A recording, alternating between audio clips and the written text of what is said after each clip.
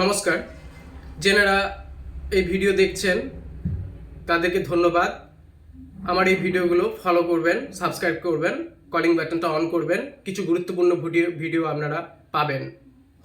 আজকের এই ভিডিওটা হচ্ছে বেসিক ইলেকট্রিক্যাল অ্যাডভাইস। আমাদের ইলেকট্রিকে কাজ করার জন্য কিছু ন্যূনতম জিনিস জানা দরকার, সেইগুলো বলছি। ইলেকট্রিকের কিছু একক, ভোল্ট বলতে দুটি পরিবাহীর মধ্যবর্তী তড়িৎ বিভব প্রভেদকে বোঝায়। ওয়াট হচ্ছে এনার্জি অর্থাৎ ক্ষমতার একক। অ্যাম্পিয়ার তড়িৎ অপচয়ের একক। রেজিস্ট্যান্স বা রোধ যার একক হচ্ছে ওহমস। এই কটা জিনিস খুবই জানা দরকার রয়েছে।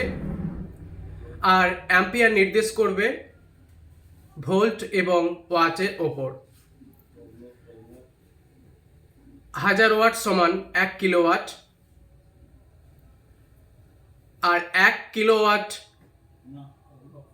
কোনো মেশিন 4 অ্যাম্পিয়ার নির্দেশ করবে।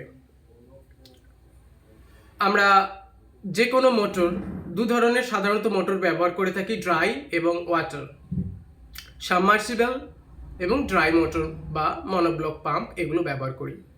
দুটোর ক্ষেত্রে অ্যাম্পিয়ার আলাদা আলাদা নির্দেশ করবে ড্রাই এবং ওয়াটার পাম্পের মধ্যে, এবং এও নির্দেশ করবে যে স্টার্টিংয়ে অ্যাম্পিয়ার একটু বেশি নেবে এবং রানিংয়ে সাফিসিয়েন্ট হয়ে যাবে।